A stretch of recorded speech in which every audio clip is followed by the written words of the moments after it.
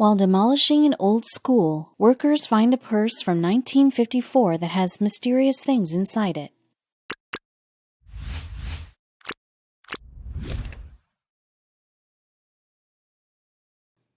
There's hardly ever a day in our life that passes by without reminiscing the memories of the past. Each one of us has a bundle of memories that we take along, no matter where we are or how old we are. And one of the most beautiful phases of our lives that has given us countless memories is the school days. But have you ever imagined a memory changing your life forever? The moment has already been lived, and it has already passed by. Yet it is going to change two lives all the way from 1955 to 2019. In January of 2019, construction laborers had been hired to dismantle the Jefferson High School school structure, which had been standing still since 1913 on the corner of Meigs and Court Avenues. And what the labor found while working in the school building was going to change two lives forever. The Greater Clark County Schools District in Indiana runs around 20 educational institutions and has 10,500 pupils as part of the establishment. Jefferson High School had also been a part of the Greater Clark County Schools. The school had been one of the oldest schools of the district and used to be proud of its cutting-edge ways and approaches to teaching, but now the school was going to be shut down and an establishment was to be formed. Since 1913, the Jeffersonville School had been a prominent school in the district and had undergone a lot of changes ever since. For instance, in the 1940s, African American students' integration happened, but even among so many changes, there was one thing that was still there and never went missing. The buildings of Jeffersonville School had been through a lot. A lot of memories must have been made by numerous students of the school. But now it was time for a new premises to be built in its place. Although the school campus had originally shut its doors in 1971, students were taught in the East End district until recently. When the dismantling of the Jeffersonville High School structure began, a lot of people who had been associated with the school felt like the building professionals were taking away a part of the history of the local district. That is how significant the school was, and its significance was soon going to increase with the discovery of a treasure.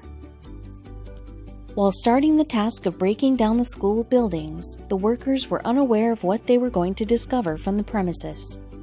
Among the ruins of the building, they would find something vintage that would change lives. On one morning of January 2019, when the workers were halfway done breaking down the school building, they were to take down the science room of the school. The day had been like any other ordinary day for them, until the first task in order to start dismantling the room was to take out the furniture that filled the room. And while doing that, one of the workers noticed that something was sparkling in a corner, and that is when he reached it. As soon as the worker saw the unusual sparkling object, he ran towards it, but he was unaware at the time that what he had found would be the start of an incredible story. It was a small black purse, and what was inside it was going to change everything. All the workers gathered together when they saw that a purse had been found. It could have had anything in it. As much as they wanted to open it and see what was inside it, they also had doubts if that would be the right thing to do or not. After their curiosity won, the workers decided to open the purse and look at what was inside it. The purse had several everyday items that made clear that the purse belonged to a woman who had been a part of the school once.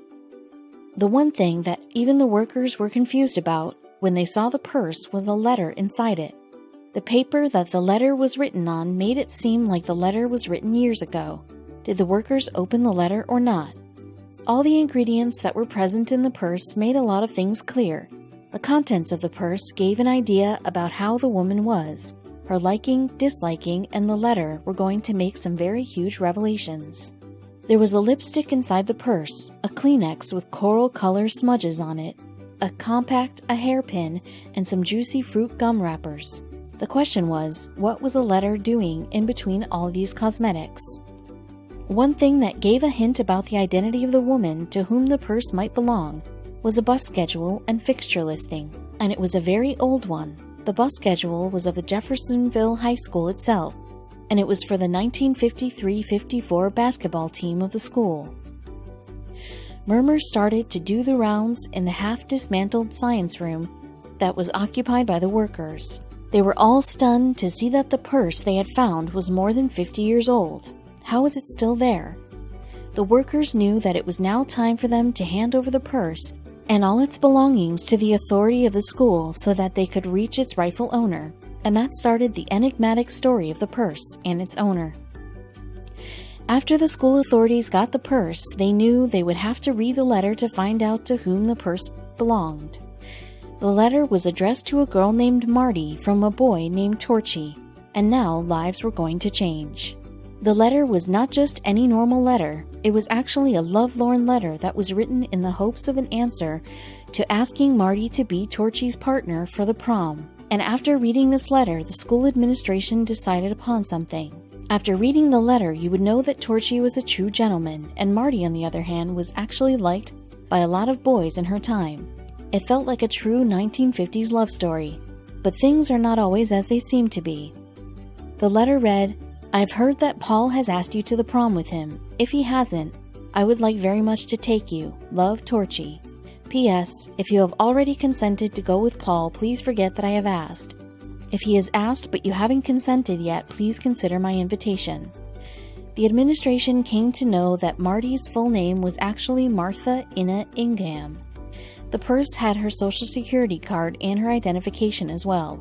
All of this revealed that Marty had been a senior in Jeffersonville High School in 1955, which also meant that if she was still alive, she would have been an octogenarian by now. The purse had some paper cutouts that made it clear that Marty must have lost the purse in 1954 in the science lab, and the fact that it had been there for more than 6 decades now made it clear that she must have forgotten about it by now. The authority at the Greater Clark County Schools decided to try and reunite the purse with its rightful owner. They took the matter to Facebook in hopes to find Marty if she was still alive, and a turn of events unfolded. In February of 2019, the school administration posted a photograph of the purse on the school's Facebook page and wrote down an appeal to the readers of their post to help them track down the rightful owner of the purse. The Facebook post read, "Lost and Found Alert. Martha Inna Ingham's handbag from 1954 has been found in the Franklin Square demolition. We would love to return it to her or her family. Please contact Aaron Bajorquez, Public Information Officer." Just within a few days, the Facebook post had attracted hundreds of comments and thousands of likes. And the best part was, a relative of Marty saw the post and shared it with Marty's son. A huge turn of events was to follow now. Marty's son made her mom aware of the amazing discovery. An update, which was posted on February 9th by Greater Clark County School, read, "Martha Inna Ingham has been found. Thank you to everyone who shared our original post. We will provide an update soon." And this update brought tears in a lot of eyes. Now that Marty had been found, the biggest question that remained was, who did she finally go to the prom with? Was it Paul, the boy mentioned in the letter, or was it Torchy, the gentleman who had written the letter with so much hope? The Public Information Officer of Greater Clark County School, Aaron Bajorquez, said, "Marty was found thanks to the power of social media," she explained. "A family member came across our post and then shared it with Marty's youngest son. I'm thrilled I was able to connect with Marty's family." Bajorquez, too, was excited to find out who did Marty finally choose to go to the prom with. She told the News and Tribune, "I hope this little piece of history brings back fond memories of Marty's year at Jeffersonville High School. I also hope to answer the community's burning question about who took Marty to the prom." A few years after her graduation, Marty got married. She is married twice in her life and now goes by the surname Everett. Marty is not just a mother of 4, but also a grandmother of 7 children and a great-grandmother of 4. Marty is in her 80s now and is settled in Maryland, but she loves the warmth of Florida and therefore migrates there in winters of Maryland. And as was expected, Marty had no recollection of a purse that she had lost in her high school days. When Marty got to know about the purse, she said, "Honestly, I don't remember losing the purse. I think it was just more of a huge surprise that something from that long ago would suddenly come back into my life. It brought back memories I hadn't thought about in a long time." Marty told, "I remember the biggest thing was basketball. We had a really good basketball team and a lot of celebrations. It was just a happy time. It felt like a small town, close-knit lifestyle. We knew everybody and had a lot of friends. It was a good feeling. Marty finally revealed in an interview with News and Tribune who her prom date was back in high school. It was surprising to know that it was neither Torchy nor Paul.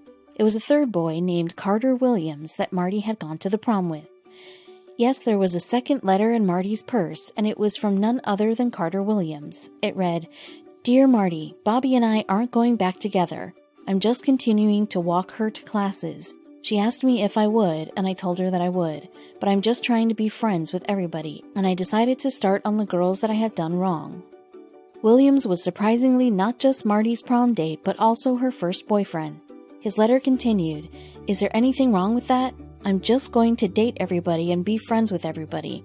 I figure that's the least I can do. When I leave here, I want to be everybody's pal. Don't you think I have the right look at things? I think Paul is an alright guy, but you'll never catch him. He runs too fast," he wrote. The news of Marty finding her purse and the letters had reached a lot of people, and Carter Williams was one of them. And so he decided to reach out to Marty after so many years. "We had a great time talking on the phone and helping each other remember back then," Marty revealed to the News and Tribune.